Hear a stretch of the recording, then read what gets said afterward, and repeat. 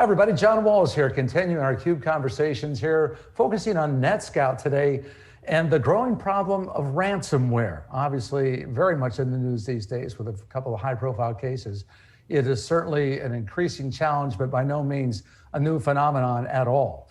With us to talk about this is Roland Dobbins, who is the principal engineer of NETSCOUT's ACERT team. And Roland, good to see you today, sir. Thanks for joining us. Good to see you as well.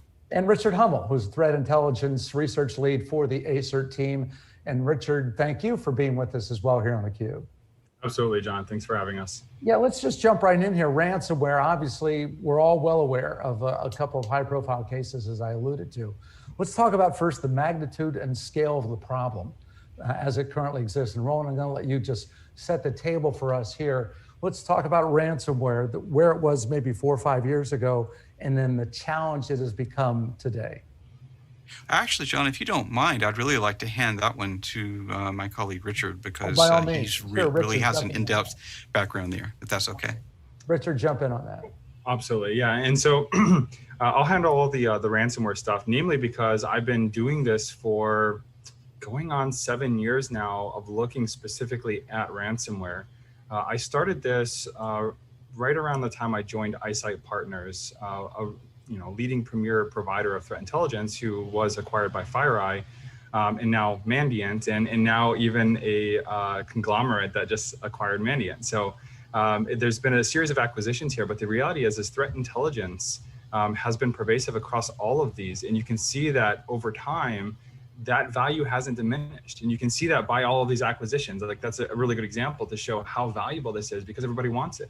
And the reality is back then I started tracking ransomware, specifically looking at a lot of the CryptoLocker variants, things like CryptoWall and Torrent Locker and Tesla Crypt. And there's any number, I could go on and on and on about all these different variations and how ransomware came to be and what adversaries were using it for. But the reality is ransomware has been around for a long, long time.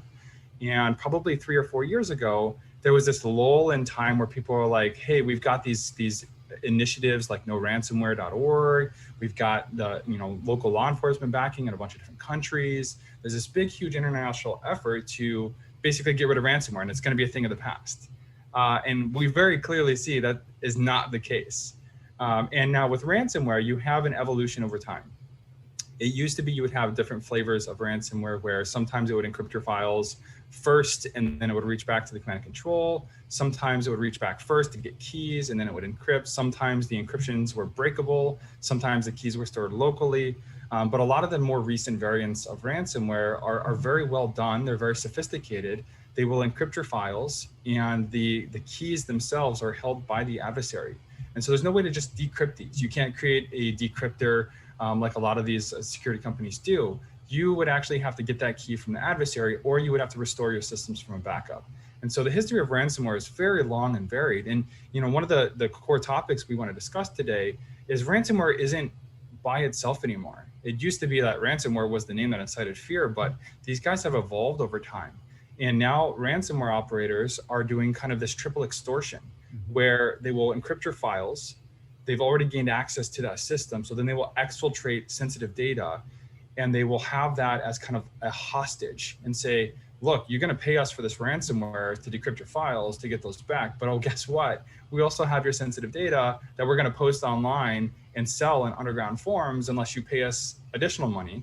But now we even have a third stage here. And this is kind of where Roland's going to come in and talk about this, is we have DDoS extortion that is surging. In fact, we did a survey of enterprise and internet service providers. And when we asked them what was their biggest concerns in 2020 and going into 2021 about threats, and obviously ransomware was number one, but DDoS extortion was number two. And so you have this 1-2 bang that adversaries are using to be able to extort payment from victims. And this has been going on for a number of years with this kind of double extortion and now this triple extortion. In fact, going all the way back to the CryptoLocker days, you would have banking malware like Game Over Zeus, where they would get on your system, they would do wire transfers from your bank accounts, they would steal files, and then as a last hurrah, they would deploy ransomware and encrypt all your files. And so not only did they steal all your money from the bank, now they're going to say, you got to pay us to actually decrypt your files. So this idea of kind of a double tap has been going on for a long time. And more recently, around September of last year, we started to see this DDoS aspect part of these operations.